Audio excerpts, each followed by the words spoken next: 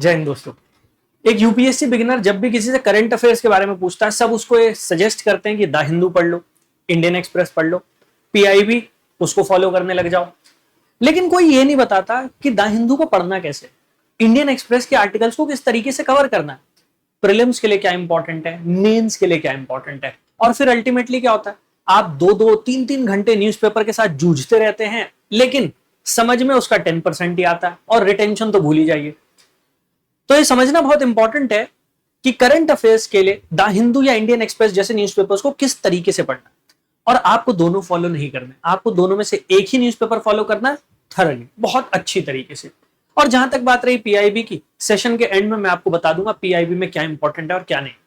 चलिए मैं आपको द हिंदू के इंपॉर्टेंट आर्टिकल्स कैसे आपको पिक करने हैं और इन आर्टिकल्स में क्या आपके लिए इंपॉर्टेंट है, ये कैसे समझना है, वो समझाता हूं। सबसे पहले न्यूज़पेपर रीडिंग के लिए आपको यह आइडिया होना चाहिए कि आपके सिलेबस में कौन कौन से इंपॉर्टेंट सब्जेक्ट्स है और उसमें क्या क्या topics. For example polity, geography, economy, environment, history और साइंस, ये प्रीलिम्स के पॉइंट ऑफ व्यू से हमारे इंपॉर्टेंट सब्जेक्ट हो जाते हैं। और अगर मैं मेंस की भी बात करता हूं तो उसमें जीएस पेपर 2 में पॉलिटी है, फिर जीएस पेपर 1 में ज्योग्राफी है, सिमिलरली इन्वायरमेंट, इकोनॉमिक्स ये जीएस पेपर 3 में आ जाता है, हिस्ट्री जीएस पेपर 1 में आ जाता है। तो ये कुछ ऐसे सब्जेक्ट है जो प्री और मेंस में कॉमन है।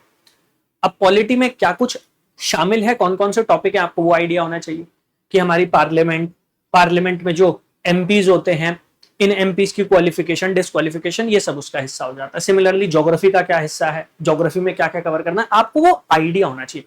क्योंकि जब तक आपको अपने सिलेबस का आइडिया नहीं है तब तक आप न्यूज़पेपर को अच्छे से फॉलो नहीं कर पाए।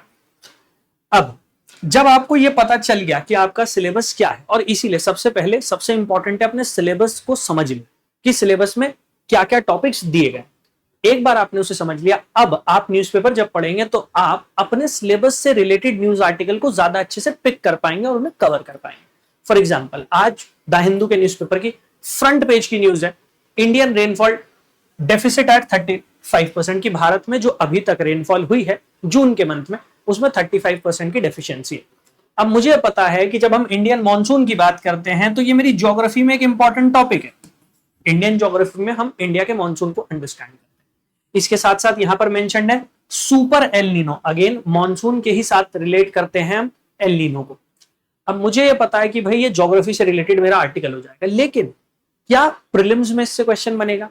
क्या प्रीलिम्स में यहां पर ये जो डेटा दिया गया कि जून में अभी तक 35% कम रेनफॉल हुई है, क्या इससे क्वेश्चन बन सकता है? तो नहीं, क्वेश्चन बनता है मैक्रो डेटा के ऊपर। ये सिर्फ अभी तक जून के 15 दिन का डेटा है, इसके ऊपर क्वेश्चन नहीं बन सकता। क्वेश्चन ये जरूर बन सकता है कि सुपर एल नीनो क्या है, इस पे जरूर क्वेश्चन आ सकता है। दूसरी बात, यहां पर कुछ ईयर्स दिए गए हैं, जिन ईयर्स में जब एल नीनो आई तो इंडियन मॉनसून में डेफिशिएंसी देखने को मिली। ये जो ईयर्स यहां पर दिए गए या फिर ये जो डेटा है, ये डेटा हमारे काम आएगा मेंस में। जैसे मैंने अभी आपको समझाया कि ज्योग्राफी जीएस पेपर 1 का भी पार्ट है और वहां पर फिजिकल ज्योग्राफी के फिनोमिनन, उन पे क्वेश्चन बनता है। तो एल नीनो और एल नीनो का इंडियन मॉनसून पर क्या इंपैक्ट होता है, उस पर जीएस पेपर 1 मेंस में क्वेश्चन बन सकता है। वहां पर आप ये जो ईयर्स मेंशन किए गए हैं इनको कोट करेंगे एग्जाम्पल के तौर पर, वो आपके आंसर को सब्सटैंशिएट करेगा। तो इस तरीके से जो डेटा है आप इसे यूज कर सकते हैं अपने मेंस में। प्रीलिम्स के पॉइंट ऑफ व्यू से इस पूरे आर्टिकल में एज सच कोई बहुत इंपॉर्टेंट डेटा दिया नहीं गया, बहुत इंपॉर्टेंट डिटेल्स नहीं मेंशन की गई है। इस तरीके से आपको आर्टिकल्स को समझना होता है कि आर्टिकल में मेंशन कौन सी चीज मेरे कहां काम आ सकती है, प्रीलिम्स में, मेंस में।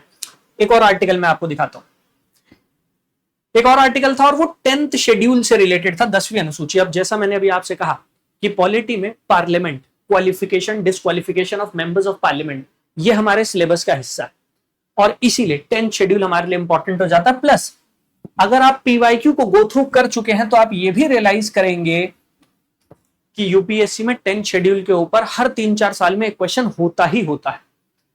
तो एक आपने अपना सिलेबस पढ़ लिया, दूसरा आपने पीवाईक्यूज को गो थ्रू कर लिया, तो आप ये अंदाजा लगा पाएंगे कि यूपीएससी कहां से क्वेश्चन फ्रेम कर रही है। As I said, 10th schedule के ऊपर हर तीसरे चौथे साल एक क्वेश्चन यूपीएससी डेफिनेटली पूछती है। तो 10th शेड्यूल आपके लिए इंपॉर्टेंट हो जाता है। 10th शेड्यूल ना केवल प्रीलिम्स में इंपॉर्टेंट है, मेंस में भी इंपॉर्टेंट है, क्योंकि जीएस पेपर 2 में कॉन्स्टिट्यूशन और पॉलिटी इस पे क्वेश्चन बनते हैं। तो अब आपके लिए ये आर्टिकल ऑटोमेटिकली इंपॉर्टेंट हो जाता है। अब इस आर्टिकल में जो डिटेल्स है, जैसे ये बताया गया है कि 10th शेड्यूल कब हमारे कॉन्स्टिट्यूशन में ऐड किया गया, 10th शेड्यूल में 91st कॉन्स्टिट्यूशनल अमेंडमेंट एक्ट के थ्रू अमेंडमेंट किया गया, वो दोनों बातें यहां पर मेंशन है। ये आप अपने स्टैटिक सिलेबस में भी पढ़ते हो, तो आपको ये पता है कि भाई 10th शेड्यूल हमारे लिए इंपॉर्टेंट है, प्लस 10th शेड्यूल से रिलेटेड जो स्टैटिक सिलेबस है, ये कंटेंट, ये डेटा उसी से रिलेटेड है।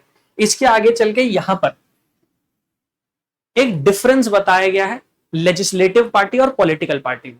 अब जिसने 10th शेड्यूल को अच्छे से पढ़ा है उसको पता है कि भाई वहां पर पॉलिटिकल पार्टी मेंशन किया गया, यहां पर यह कहा जा रहा है कि पॉलिटिकल पार्टी और लेजिस्लेटिव पार्टी ये दो अलग चीजें होती।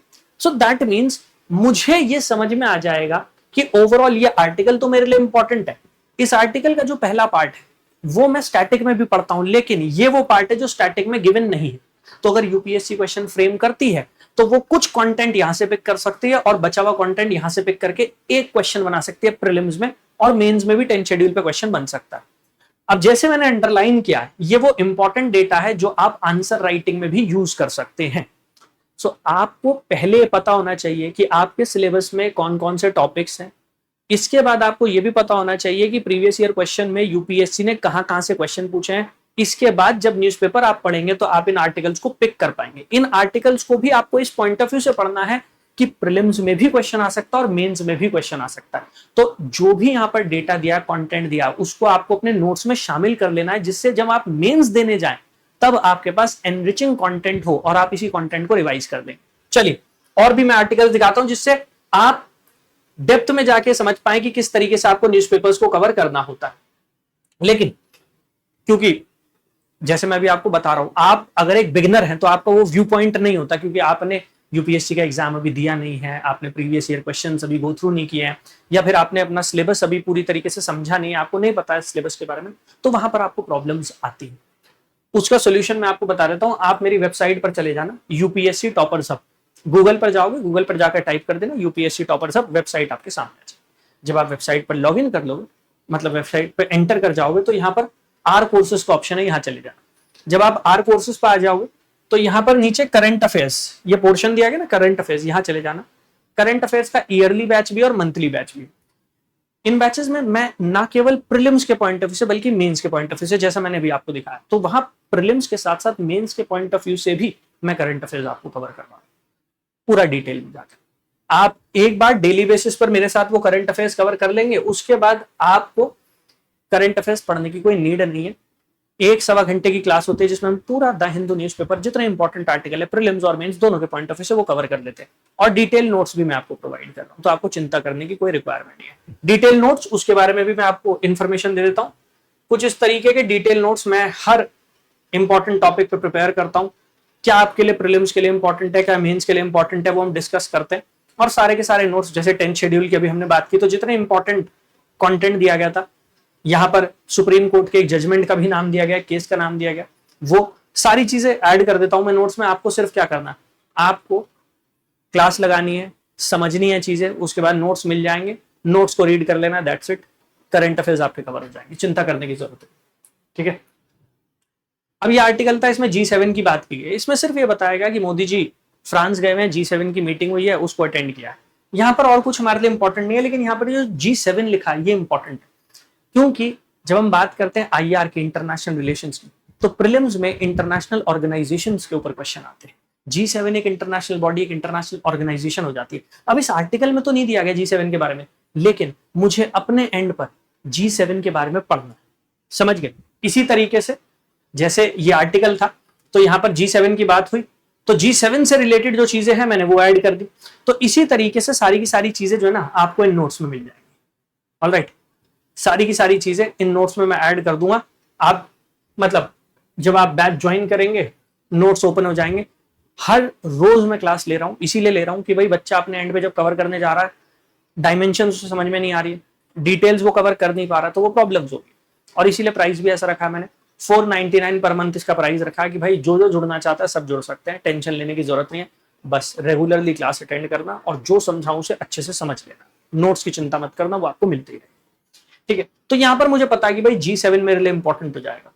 अब पूरे आर्टिकल में G7 के बारे में नहीं दिया, तो मुझे एक्स्ट्रा G7 के बारे में पढ़ लेना है। क्यों? It is an international organisation, तो मेरे लिए इंपॉर्टेंट हो जाता है। सिमिलरली ये आर्टिकल था जिसमें H1B वीजा की बात की गई थी कि डोनाल्ड ट्रंप ने H1B वीजा जो है उसका प्राइस बढ़ा दिया। अब यूएसए के एक कोर्ट ने उनका जो डिसीजन था उसको खत्म कर दिया, उसको रिजेक्ट कर दिया कि भाई ये गलत डिसीजन था, तो वो लैप्स हो गया। यहां पर H1B वीजा की बात की गई। ना H1B वीजा इंडियंस के लिए बहुत जरूरी है, क्योंकि पूरे साल में जितने H1B वीजा इशू किए जाते हैं उसमें 70% इंडियंस के लिए होते हैं, 70%। सो आई नो कि इंडिया के कॉन्टेक्स्ट में H1B वीजा बहुत इंपॉर्टेंट हो जाता है। क्यों इंपॉर्टेंट हो जाता है? क्योंकि 70% इंडियंस को इशू किया जा रहा है। इस पॉइंट ऑफ व्यू को जब मुझे समझ में आ गया, मतलब मैंने समझ लिया पॉइंट ऑफ व्यू, उसके बाद मुझे पता है कि भाई H1B वीजा मुझे पता होना चाहिए। H1B वीजा के बारे में क्या क्या पता होना चाहिए, वो सारी चीजें यहां पर मैंने कवर कर। तो बहुत कुछ ऐसा होता है आर्टिकल में जो इंपॉर्टेंट नहीं है, ट्रिवियल डेटा है, ट्रिवियल डिटेल्स है, वो आपको कवर नहीं करना। इस बार ऐसा ही हुआ, बच्चों ने करंट अफेयर्स तो पढ़े, लेकिन करंट अफेयर्स में इंपॉर्टेंट क्या है वो शायद बाइफरकेट नहीं कर पाए, समझ नहीं पाए। यूट्यूब पे बहुत सारी फ्री क्लासेस चलती है करंट अफेयर को लेकर, लेकिन होता क्या है, ऊपर ऊपर से बता दिया जाता है कि भाई ट्रम्प का डिसीजन था, कोर्ट ने उसे खारिज कर दिया। But what is H1B visa? Indians के लिए क्यों जरूरी है, उसकी क्या डायमेंशन है? इंडियंस के लिए सिर्फ इसलिए जरूरी नहीं है कि इसके थ्रू इंडियंस वहां जा सकते हैं, इसलिए भी जरूरी है क्योंकि इसे आप रेमिटेंस से जोड़ के देख सकते हो। तो वो पॉइंट ऑफ व्यू कि भाई ये रेमिटेंस से रिलेट हो जाएगा, वो पॉइंट ऑफ व्यू हमारे लिए इंपॉर्टेंट हो जाता है। इसी तरीके से एक और आर्टिकल था, और ये आर्टिकल मेन स्पेसिफिक था, India at the receiving end of American unilateralism. अब ये मेंस के लिए इंपॉर्टेंट है, इंटरनेशनल रिलेशंस के लिए इंपॉर्टेंट है कि अमेरिका इंटरनेशनल लेवल पर आज जो भी डिसीजन ले रहा है उसके रिपरकशंस इंडिया को फेस करने पड़ रहे हैं, चाहे आप वेस्ट एशिया की बात कर लीजिए या फिर आज की डेट में जो उसकी प्रोटेक्शनिस्ट पॉलिसीज है, यहां पर वो ये एक्सप्लेन किया गया। Now I need to understand कि इंटरनेशनल रिलेशन के पॉइंट ऑफ व्यू से इंडिया और यूएसए के रिलेशनशिप इंपॉर्टेंट है, और इन रिलेशनशिप में ये आर्टिकल जो है ये मुझे कंटेंट प्रोवाइड कर देगा मेरे आईआर के आंसर को सप्लीमेंट करने के लिए। अब मुझे वही कंटेंट यहां से पिक कर लेना है जैसे यहां पर वो कंटेंट दिया गया। यहां पर 2 इंस्टेंसेस मेंशन किए गए जिसकी वजह से इंडिया और यूएसए के रिलेशनशिप डिटीरियरेट हो रहे। ये मेरी आईआर के आंसर्स में जब इंडिया और यूएसए के रिलेशनशिप के ऊपर क्वेश्चन पूछा जाएगा, वहां पर चैलेंजेस में मैं ऐड कर सकता हूं। इस तरीके से हम हमारे जो नोट्स हैं और हमारी जो नॉलेज है उसको एक्यूमुलेट करते रहते हैं, और ultimately GS paper 2, GS paper 3, ये जितने भी पेपर्स बनते हैं इसमें ज्यादातर जो क्वेश्चंस आते हैं वो करंट अफेयर्स लोडेड होते हैं, करंट अफेयर्स से पिक करके बनाए जाते हैं। तो अगर आप अच्छे से न्यूज़पेपर को कवर कर रहे हैं तो फिर प्रीलिम्स और मेंस दोनों को आप कवर कर सकते हैं। इनफैक्ट डेली बेसिस पर बहुत सारे ऐसे आर्टिकल्स आते हैं जो आपके लिए इंपॉर्टेंट होते हैं। मैं और भी आर्टिकल दिखा देता हूं आज के न्यूज़पेपर से। 5 सॉल्यूशन फॉर इंडियन सिटीज। लोग प्रीलिम्स के पॉइंट ऑफ व्यू से न्यूज़पेपर को पढ़ते हैं, या जो पढ़ाया जाता है वो प्रीलिम्स के पॉइंट ऑफ व्यू से पढ़ाया जाता है। नहीं, ये मेंस के लिए ज्यादा इंपॉर्टेंट हो जाता है, क्योंकि ऐसे आर्टिकल्स इन्हीं से यूपीएससी क्वेश्चन बनाती है। इंडिया में बहुत सारी सिटीज ऐसी हैं जहां पर वाटर स्कैर्सिटी की प्रॉब्लम है, पानी की समस्या हो रही है, पानी की किल्लत हो रही है। ये आर्टिकल हम वाटर स्कैर्सिटी को कैसे एड्रेस कर सकते हैं, पानी की इस किल्लत को कैसे समाप्त कर सकते हैं, ये आर्टिकल उससे रिलेटेड है। तो यहां पर 5 सॉल्यूशन दिए गए। यही सॉल्यूशन मुझे जीएस पेपर 3 में वाटर स्कैर्सिटी के ऊपर अगर क्वेश्चन आता है वहां पर आंसर लिखने में हेल्प करेंगे। मेरे पास 5 सॉल्यूशन है, मुझे एक्स्ट्रा नहीं पढ़ना पड़ा, मैंने यही द हिंदू न्यूज़पेपर पढ़ा, इसी के आर्टिकल में से मेरा answer. Keep that point of view इन। जब तक आप इस पॉइंट ऑफ व्यू से न्यूज़पेपर्स को रीड करना नहीं शुरू करेंगे तब तक ये प्रॉब्लम आती रहेगी, जैसे 2026 में आई, करंट अफेयर्स से लिंक होकर क्वेश्चन आए, लेकिन बच्चों को ये नहीं समझ में आया ये क्वेश्चन बना कहां से, करंट अफेयर्स के किस पोर्शन से, किस एस्पेक्ट से बनाया गया। But you need to understand it. जब आप वो अंडरस्टैंड करेंगे only then you will be able to clear the exam. ठीक है, तो 2027 या 28 की तैयारी कर रहे हो तो इस तरीके से अपने न्यूज़पेपर को रीड करो। प्लस जैसे मैंने बताया, आप वेबसाइट पर चले जाना, आपको बैच मिल जाएगा, इनरोल कर लेना और आपकी क्लासेस ओपन हो जाएंगी। अगर आप मंथली बैच में इनरोल करना चाहो, जून का बैच आ गया उसमें करना चाहो, जुलाई का आएगा उसमें करना चाहो, वैसे आप कर सकते हो। 499 इसका प्राइस है। अगर आप पूरे साल के बैच में इनरोल करना चाहते हो कंप्लीट ईयर, तो उसमें भी आप कर सकते हो। उसके लिए 5499 मैंने प्राइस रखा है। Alright, so I hope newspaper कैसे रीड करना है आपको समझ में आएगा। प्रीलिम्स और मेंस दोनों को इंटीग्रेट करना है, किस तरीके से चीजों को पिक करना है, समझ पाएगा। कोई और क्वेश्चन हो, कोई डाउट हो तो वीडियो के नीचे कमेंट करें। जय हिंद, ऑल द बेस्ट।